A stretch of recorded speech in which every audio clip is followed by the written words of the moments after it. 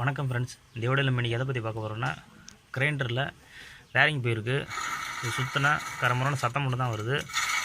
போட்டு விட்டால் ஒரு டைட்டாகி பிடிச்சி நின்றுக்குது. இதில் பேரிங்கி எப்படி மாற்றுறதுங்கிறது பார்க்க போகிறோம். இதுக்கு தேவையான பேரிங் பார்த்திங்கன்னா 6202. இது பார்த்திங்கன்னா தெரியும், 6202ல் 2 பேரிங்கி, அதாவது முன்னாடி ஒன்று, முன்பக்கம் ஒன்று, பின்பக்கம் ஒன்று, 2 பேரிங் இது இருக்குது. ரெண்டையும் நம்ம இப்போ எப்படி மாற்றுறது, கைட்டி எப்படி மாற்றுறதுங்கிறத பற்றி இப்போ நம்ம இப்போ பார்க்கலாம். இப்போ நம்ம இப்போ 8-9 ஸ்பேனரு இதை போட்டு இதை கட்டிக்கலாம். இதை கட்டுறதுக்கு முன்னாடி 13ஆம் நம்பர் ஸ்பேனர் போட்டு இந்த புள்ளி நெட்டை லூஸ் பண்ணி இதை கட்டிக்கலாம். லூஸ் பண்ணி கைட்டால் தான் கைட்டதுக்கு அப்புறம் ஈஸியாக இருக்கும். இது வந்துருச்சு. அடுத்தது 8ஆம் நம்பரு போட்டு இந்த 4 ஸ்க்ரூவையும் கட்டிக்கலாம்.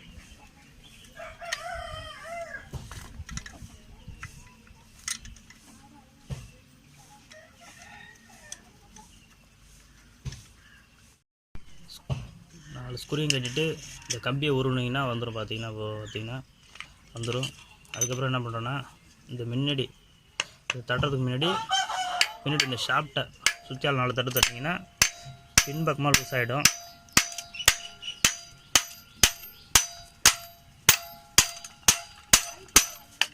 பார்த்தீங்கன்னா தெரியும், பின்பக்கத்துலேருந்து வந்துடும்.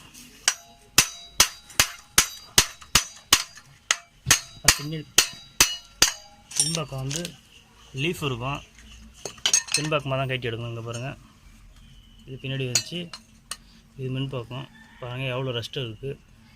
இதெல்லாம் நம்ம சுத்தம் பண்ணிவிட்டு இந்த பேரிங்கை வெளியில் எடுத்துடலாம். ஃபஸ்ட்டு இதுக்குள்ளே இருக்க பேரிங்கை இப்படி லேசாக இப்படி தட்டினா வந்துடும். ஆனால் அந்த கப்புக்குள்ளே பேரிங் இருக்குது, அதை அப்படி லேசாக தட்டினீங்கன்னா வந்துடும். எடுத்துக்கோங்க.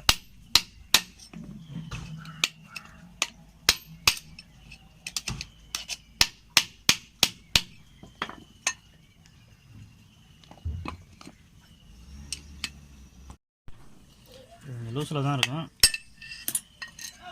தட்டினா அதே பாருங்கள் வந்துடுச்சு. இப்போ அதில் இந்த பின்பக்க கப்பை தட்டி எடுத்துடலாம். லேசாக தட்டினா வந்துடும். இந்த லீஃபில் படாமல் தட்டணும். லீஃபில் பட்டுச்சுன்னா இது வந்து அலுமினியத்தில் இருக்குது, இந்த லீஃப் உடஞ்சி விடும். அதனால் படாமல் லேசாக தட்டினா வந்துடும்.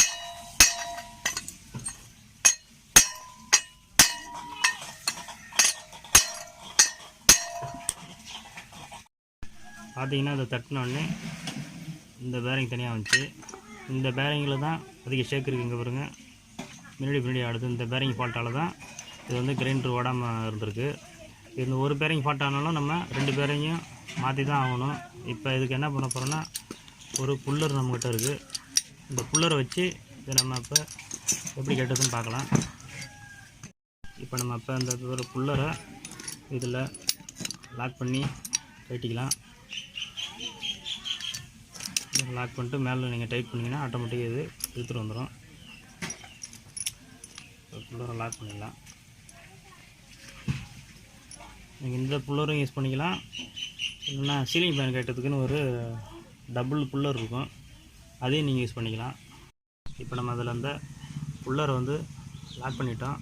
இப்போ இதுக்கு என்ன பண்ணோன்னா, ஸ்பேனர் இது வந்து 17ஆம் நம்பர் ஸ்பேனரை போட்டு லாக் பண்ணி டைட் பண்ணிங்கன்னா அந்த பேரிங் இது இழுத்துட்டு வந்துடும். பாருங்கள், உங்களுக்கு தெரியும்.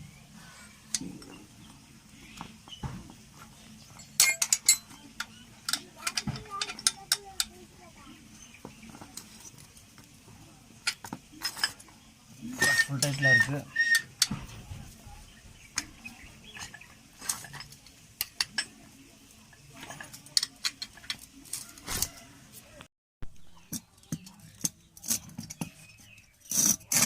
கொஞ்சம் டைட்டாக தான் இருக்குது. இது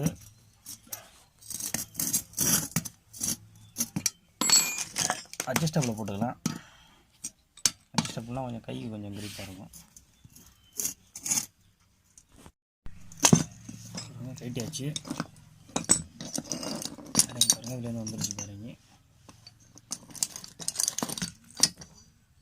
இதில் வந்து இதுதான் இந்த பேரிங் தான் ஃபால்ட்டாக இருக்குது. உள்ளே பாருங்கள், எல்லாம் இந்த இதுமெல்லாம் உடஞ்சி இருக்குது. இது நம்ம இப்போ லைட்டாக சுத்தம் பண்ணிவிட்டு பாருங்கள் அதில் நூல்லாம் சுற்றிருக்கு பாருங்கள். நூல் சுற்றி நூல் இதே மாட்டிற்குள்ளே போயிட்டு அதனால தான் அது வந்து உடஞ்சிருக்கு.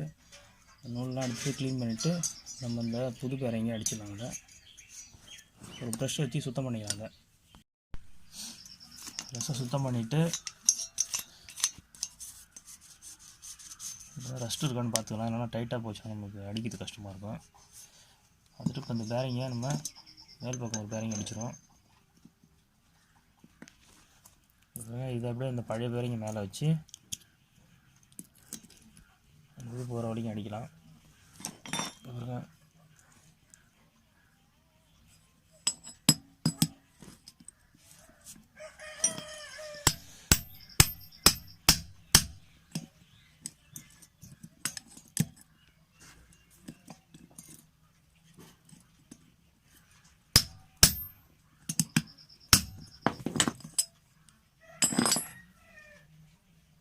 இன்னும் கொஞ்சம் போகிற மாதிரி இருக்குது. இன்னும் கொஞ்சம் அடிச்சிக்கலாம்.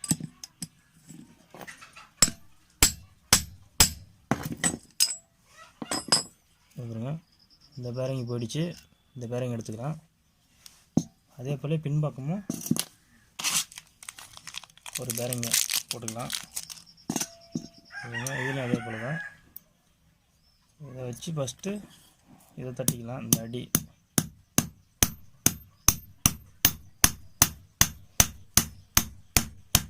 இந்த சைடில் தட்டக்கூடாது, இதில் வச்சு தட்டிக்கலாம். மட்டமாக தட்டிக்கிட்டு அப்புறம் கேப் இருந்ததுன்னா அந்த மேலே இருக்கிற பேரிங்கை வச்சு அடிச்சிக்கலாம். கொஞ்சம் போது கேப் இருக்குது. இப்போ இந்த பேரிங் பழைய பேரிங்கை வச்சுக்கோங்க.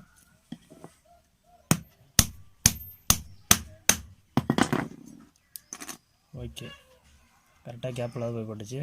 இப்போ நம்ம இந்த பழைய காயில் சுத்தம் பண்ணிவிட்டு அதில் இதை வச்சு ஃபிட் பண்ணிக்கலாம். இந்த காயில் உள்ளே இருக்க தூசெல்லாம் லைட்டாக சுத்தம் பண்ணிக்கலாம். சுத்தம் பண்ணிவிட்டு இப்போ நம்ம அடுத்தது பேரிங் மாட்டலாம். சுத்தம் பண்ணியாச்சு. இப்போ நம்ம இதை வந்து ஃபிட் பண்ணிக்கலாம்.